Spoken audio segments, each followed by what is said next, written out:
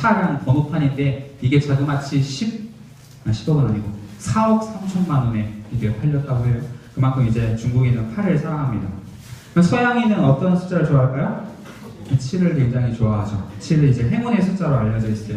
전에 검색을 해봤는데 왜 이게 7이 행운의 숫자일까? 검색해봤는데 결과는 못 찾았어요. 혹시 알고 있는 친구 있으면 전사님한테 나한테 좀 알려주세요. 나중에. 네, 아마 추측해보건데 이 서양 문화는 기독교 문화 베이스이기 때문에 이제 그 하나님께서 천지를 창조하실 때 6일 동안 창조하시고 7일날 안식을 하셨단 말이죠. 그래서 그 7일을 생각을 해서 행운의 숫자라고 이제 생각을 하는 것 같습니다. 한국인이 좋아하는 숫자는 어떤 숫자일까요? 3이에요. 3. 한국인은 3을 되게 좋아한다고 합니다. 3을 완전한 숫자로 여겼대요. 얘는 3족5라는 그 새래요. 3족. 다리가 3개가 있어요. 그리고 5는 이제 까마귀인데, 세 발 까마귀입니다. 근데 이게 고구려 유물에 보면 이런 모양이 많이 들어가 있다고 해요. 이 3개의 발이 이제 하늘, 땅, 사람, 이 3가지를 뜻하고 안전하고 완벽함을 의미한다고 하고요. 그리고 얘는 약간 히드라같이 생겼는데 삼두매라고 해가지고 머리가 3개 있는 매입니다. 얘는 귀신을 쫓는다 그래서 새가 된 얘를 그렸다고 그러고요. 그리고 얘는 삼족구, 삼족견이라고 하고 있어요. 삼족구. 3발 있는 개인데 얘도 귀신 쫓는다는 그런 개입니다. 한국 옛날 이야기 보면 뭐 삼형제 이야기, 뭐 세자매 이야기, 삼 이런 게 되게 많고요. 할머니도 무슨 할머니예요? 삼신할머니고 속담도 3이 들어가고 되게 많죠. 3살 버릇 8까지 간다. 서당계 몇 년이면 3년이면 풍어를 읊는다. 그리고 이건 전사님도 이번 처음 알았는데 세 사람만 우기면 호랑이도 만들 수 있다. 뭐 이런 속담도 있고 알고 있어요? 네, 지명이만 알고 있어요. 이런 속담이 있답니다. 우리 일상생활 속에서도 3자 들어간 거 되게 많이 볼 수 있죠? 삼권 분립, 가위바위보 할 때 3세판, 또 뭔 3이 있어요? 삼권 전사님, 설교 제목. 전사님은 삼겹살이 생각났어요. 야, 왜 삼겹살이 완전한 고기일까? 1겹살, 뭔가 부족해. 2겹살, 뭔가 부족해. 근데 3겹살, 이 고기는 진리구나. 라는 것이 느껴진다는 그런 생각을 혼자서 해봤습니다. 근데 이제 숫자 3인데요. 이 3은 단순히 우리나라 사람들만 이제 좋아하는 게 아니라 전 세계 사람들이 굉장히 좋아하는 그런 숫자입니다. 완전함을 뜻하기 때문에 그렇죠. 그래서 성경 말씀도 이렇게 보면 여러분들이 성경 말씀을 나중에 한번 읽어보게 되면 이 3과 관련된 이야기들이 그래도 꽤 많이 나오는 것을 볼 수가 있습니다. 다 이야기할 수는 없고 오늘은 그 3과 관련된 이야기 중에서 이 이야기 3일 만에 부활하신 예수님께서 3번 제자들을 찾아가시고 또 3번 똑같은 질문을 되도록에 하셨다라는 이야기를 여러분들에게 좀 해주고 싶습니다. 오늘 부활절인데요. 여러분 부활절은 예수님께서 죽음에서 3일 만에 부활하신 것을 이제 기념하는 날입니다. 근데 이제 예수님이 이 3일 동안 무덤에 계셨어요. 근데 이 3일 동안 무덤에 계셨다는 것은 어떤 의미일까요? 여러분 이것은 3이 아까 어떤 의미라고 했어요? 완전한 그런 뜻을 갖고 있죠. 여기서도 완전한 죽음을 맞이하셨다 그런 것을 알 수가 있습니다. 여러분 옛날 드라마 보면 안 나오네. 드라마 보면 이제 의료 드라마 같은 거 보면 사람이 이제 어떤 중병을 걸린 사람이 있어요. 근데 그 사람을 막 살리려고 해요. 그럼 옆에 심장박동기 있잖아요. 심장박동기 막 지나가서 그러다 이게 이 수평이 되면 어떻게 돼요? 그 사람 죽는 거예요. 죽는데 드라마를 보는 우리들은 이제 어떤 생각을 해요? 야, 저렇게 죽었다가 갑자기 다시 벌떡 살아날 거다. 그런 생각을 하게 되잖아요. 주인공은 죽지 않으니까 살아날 거다. 그런 생각을 하게 되는데 옛날 그 유대인들도 그런 생각을 했다고 해요. 그 사람이 죽게 되면 3일 동안 이제 상을 치르는데 그 3일 동안 이 죽었던 사람이 다시 살아나올 수 있을 것이다 라는 생각을 했다고 합니다. 실제로 옛날 역사에 보면 사람이 죽었다고 생각했는데 다시 살아나는 그런 일들이 좀 있었는데 그러니까 이 3일 동안 그 무덤에 계셨다는 것은 예수님께서 완전히 이 죽음에 들어가셨다라는 것을 의미할 수가 있습니다. 근데 이렇게 완전한 죽음 가운데 있었던 예수님께서 다시 부활하셨다는 거죠. 다시 살아나셨다는 거죠. 그래서 성경은 이렇게 이야기하고 있습니다. 우리 이 말씀을 한번 다 같이 읽어보겠습니다. 시작. 사망이 한 사람으로 말미암았으니 죽은 자의 부활도 한 사람으로 말미암는도다. 아담 안에서 모든 사람이 죽은 것 같이 그리스도 안에서 모든 사람이 삶을 얻으리라. 3일 동안 완전히 죽으셨던 예수님께서 이제 부활하셨습니다. 그런데 마찬가지로 죄로 인해서 완전히 죽어있던 우리들이 누구로 말미암아? 예수 그리스도의 부활로 말미암아 완전히 다시 살아날 것을 기념하는 날이 바로 부활절입니다. 우리는 이건 비단 우리가 죽어서 다시 살아나는 것만 이야기하는 것이 아닙니다. 요즘 사회를 보면 우리가 M4세대라는 이야기를 많이 하게 되는데요. 여러분 M4세대라는 말 들어봤죠? 3포세대, 연애, 결혼, 출산을 이제 포기했다고 해서 3포세대였고 이제 시대가 좀 지나니까 이제는 내 집 마련도 포기하고 인간관계도 포기했다라고 해서 5포세대가 되었고 나중에 7포세대, 개짜가 빠졌어요? 7포세대가 됐는데 꿈과 희망마저 이제 없다라고 해서 7포세대가 됐고 그리고 이제 포기할 것이 7개뿐만 아니라 너무 많다. 계속해서 포기할 게 늘어난다라고 해서 이 부정수 n을 고마워지거나 부정수 n을 넣어서 N포세대다 이런 이야기를 하고 있습니다. 그러니까 우리 사회 전반에 완전한 죽음의 기운이 이렇게 만연하다는 그런 의미인 거죠. 그런데 우리가 이런 세상 속에서 살고 있지만 완전한 죽음 가운데 살고 있지만 그 죽음 가운데서 부활하신 그 예수님을 통해서 우리는 소망을 가질 수 있다. 성경은 이야기하고 있습니다. 그런데 그 완벽하게 부활하신 예수님께서 제자들을 3번 찾아가시는 게 성경에 등장하고 있습니다. 그래서 오늘 설교 제목이 상고초려인데요. 여러분 상고초려라는 말 다 알고 있죠? 새싹 돌아볼 곳, 그렇죠. 오두막집. 오두막집을 3번 돌아보다라는 뜻입니다. 여기 주인공이 누구예요? 유비와 이제 제갈량이죠. 유비는 우리가 잘 알다시피 1800년 전에 이제 중국에 이제 삼국 시대가 있을 때 총나라, 위나라, 오나라 중에서 초계 황제였던 이 사람입니다. 근데 이 사람이 아직 황제가 되지 못하고 그냥 일반인이었을 때, 그냥 평범한 사람이었을 때 이제 왕이 되기 위해서 뛰어난 인재를 이제 모아야 됐어요. 그런데 제갈공명이라고 하는 유명한 인재가 있다라는 얘기를 듣게 됩니다. 근데 그 인물이 어디에 있냐면 융중이라고 하는 아주 작은 마을에 있다는 얘기를 듣게 돼요. 근데 그때 유비가 형주에서 살고 있었는데 형주에서 융중은 약 70km 거리였대요. 우리 용인에서 출발하면 천안까지 가면 70km더라고요. 그래서 이 거리를 이제 그 제갈공명을 모시기 위해서 관우랑 장비를 데리고 딱딱딱 갑니다. 근데 갔는데 제갈량중에 도착해보니까 뭔가 으리으리한 집인 줄 알았는데 오두막집이었어요. 그리고 이제 유비가 말에서 내려서 이제 살인문에서 인기척을 내니까 어떤 꼬마애가 하나 나와가지고 이야기합니다. 오늘 제갈공명 우리 선생님께서 먼 곳에 가셨습니다. 오늘은 안 계십니다. 돌아가셔야 될 것 같습니다. 라고 해서 유비와 관우장비가 돌아옵니다. 근데 며칠 뒤에 또 제갈공명이 집에 이제 돌아왔다는 소식을 듣게 돼요. 그래서 유비가 또 관우랑 이제 장비를 데리고 갑니다. 가는데 그날 눈이 엄청 많이 왔대요. 눈보라가 많이 치고 그런 날이었는데 그걸 뚫고 갔어요. 갔는데 제갈량이 또 없는 거예요. 그 어린아이가 나서 한 말이 방금 어딜 나가셨습니다. 죄송합니다. 다음에 또 오셔야겠습니다. 라고 해서 돌아갑니다. 그리고 마지막에 며칠 후에 또 다시 제갈량이 집으로 돌아왔다는 얘기를 듣고 이 유비랑 관우랑 장비가 가죠. 갔는데 이번에는 어때요?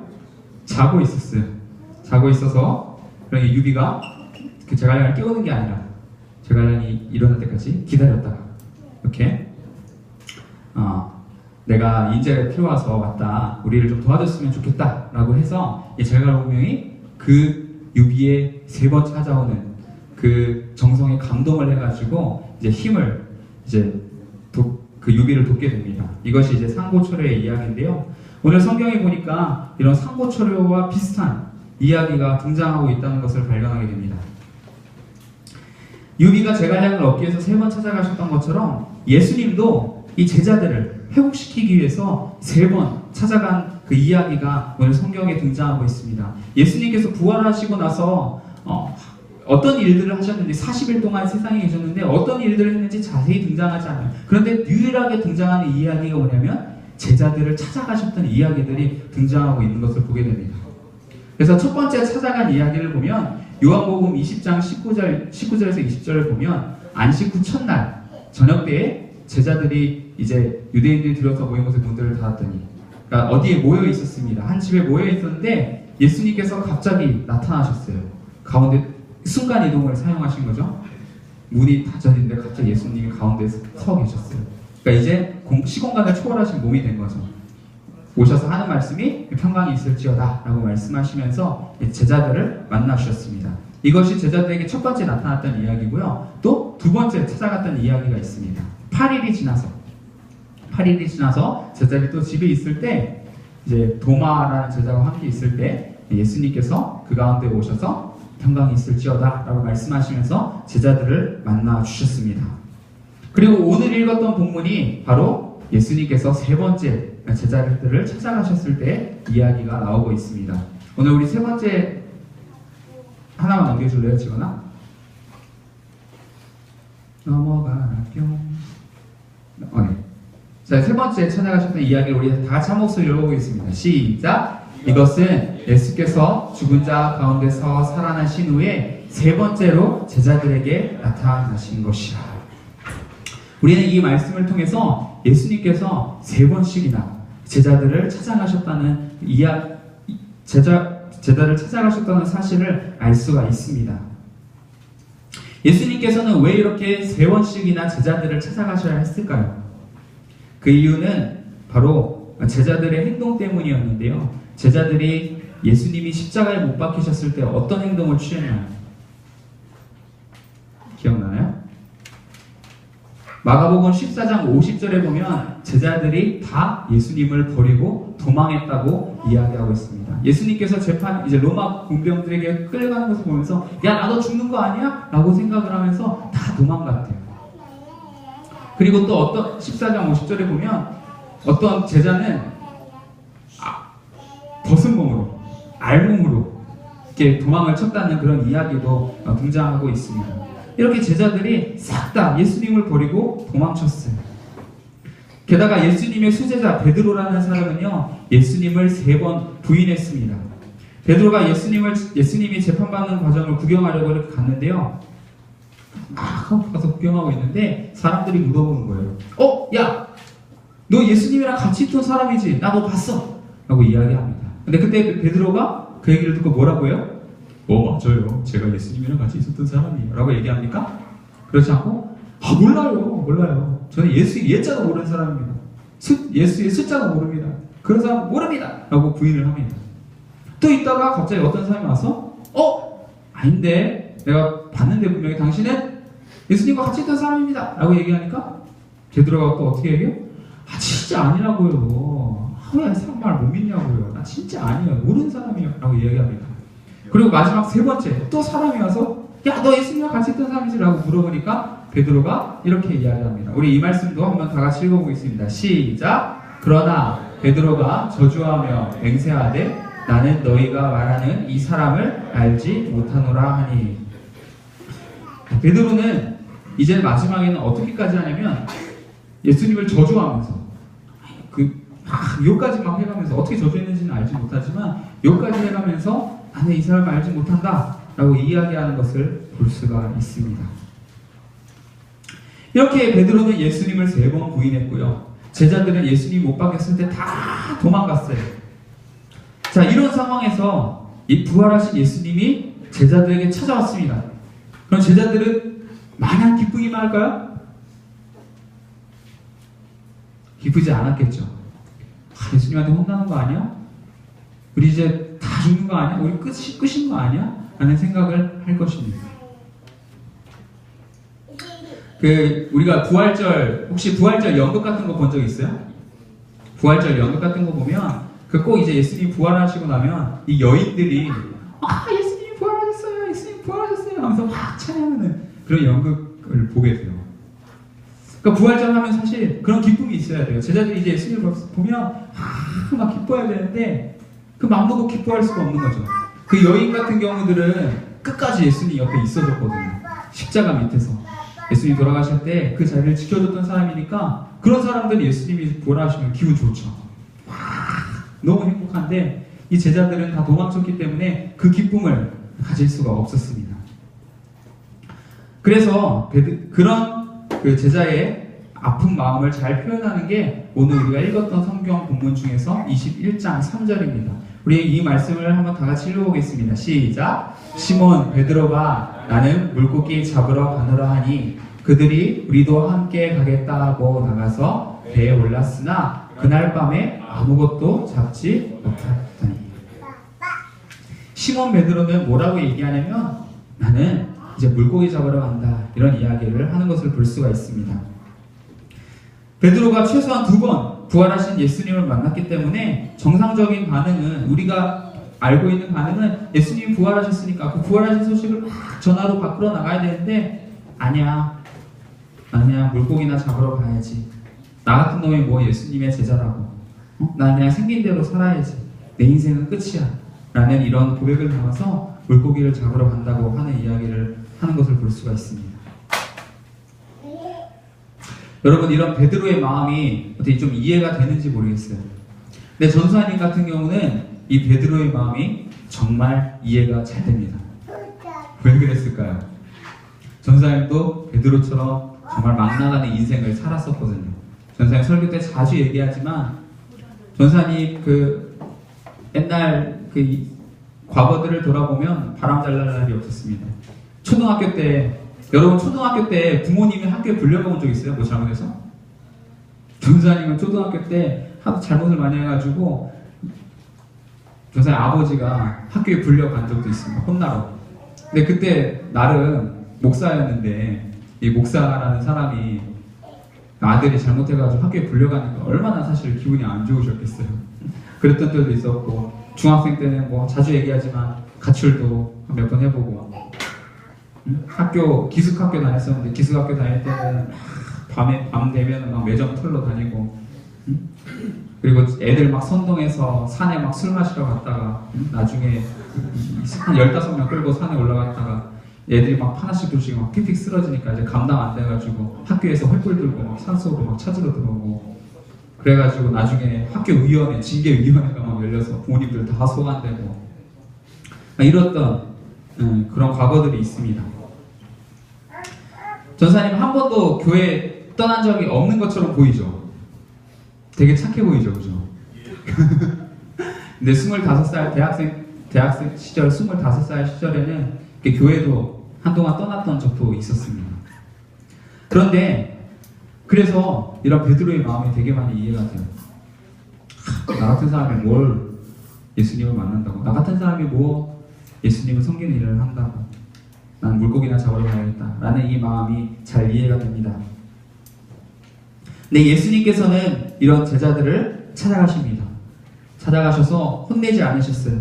혼내지 않으시고 또 야, 이제 너희들 다 끝이야, 너희들랑 이제 절교야 라고 이야기하지 않으셨습니다. 오히려 12절 말씀에 보면 예수님이 뭐라고 말씀하시냐면 와서 조반을 먹어라, 야, 같이 아침밥 먹자, 이렇게 이야기합니다. 야, 괜찮아, 우리 같이 맛있게 밥 먹자, 우리 같이 떡볶이 먹자, 우리 같이 치킨 먹자, 이렇게 이야기하면서 제자들을 위로해 주시는 것을 볼 수가 있습니다. 나는 여전히 너희들을 사랑해 라고 3번 동안 찾아가시면서 완전한 사랑을 보여주신 거죠. 그리고 오늘 읽진 않았지만 이제 베드로에게 3번 질문을 하십니다. 뭐라고 질문하세요? 베드로야, 네가 나를 사랑하느냐? 라고 질문하십니다. 왜 베드로에게 이 질문을 3번 했을까요? 베드로가 몇 번 예수님을 부인했어요? 3번 부인했기 때문에. 그 똑같은 질문으로 베드로야, 네가 나를 사랑하느냐? 3번 질문합니다. 그 받을 때마다 베드로는 예수님, 내가 주님을 사랑하는 줄 주님께서 잘 아십니다 라는 대답을 3번 함으로써 3번 하게 되죠. 그래서 예수님은 이 질문을 통해서 베드로의 무너졌던 마음, 그 상처받았던 마음을 완전히 회복시켜주고 다시 새로운 삶을 살 수 있도록 은혜를 주신 것을 볼 수가 있습니다. 네, 말씀을 마치겠습니다. 부활하신 예수님께서 완전히 죽음을 이기시고 부활하신 예수님께서 그 제자들만 찾아가시는 것뿐만 아니라 오늘 우리에게도 찾아와 주셔서 완전한 사랑을 보여주시고 또 우리에게도 찾아오셔서 우리를 완전히 회복시키기를 원하십니다. 여러분 살다 보면 그런 생각 들 때 많이 있을 겁니다. 야, 이제는 끝이야. 내 삶에는 소망이 없어. 나 같은 놈이 뭘 한다고. 요즘 시험 기간인데 시험 한번 망치면 나는 공부로는 안 되나 뭐 하면서 내 인생은 망했어 라는 막 그런 생각 들 때도 있고 절망이 들 때도 있고 낙심될 때가 있습니다. 그런데 그 순간에 여러분 우리를 찾아오시는 이 예수님을 기억하셨으면 좋겠습니다. 부활하신 예수님께서 3번 동안 제자를 찾아가시고 3번 베드로에게 질문하시면서 완전한 사랑을 보여주셨어요. 그 부활하신 예수님께서 우리들의 인생 가운데도 새로운 일들을 행하실 것입니다. 신앙 안에 있는 사람들은 끝이란 거 없습니다. 절망이란 것 없습니다. 부활하신 예수님께서 언제든지 나를 새롭게 출발할 수 있도록 힘 주신다는 사실을 기억하고 이제는 부활의 기쁨을 마음껏 누리는 우리 청소년부 친구들 다 되기를 주님의 이름으로 축복합니다. 이렇게 기도하시겠습니다.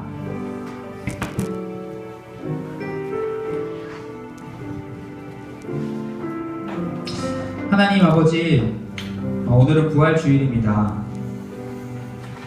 부활주일은 기쁜 날이라서 사람들이 기쁘다고 이야기하는 것 같은데 제 마음속에는 그런 기쁨이 잘 느껴지지 않는 것만 같습니다. 왜냐하면 그 부활하신 예수님이 나의 예수님이신지 그리고 그 예수님께서 정말로 날 위해서 죽으신 건지 잘 믿기지가 않기 때문입니다. 근데 오늘 성경 말씀에 보니까 그 부활하신 예수님께서 제자들을 3번이나 찾아가시고 또 배신했던 베드로를 다시 회복시켜주는 모습을 보면서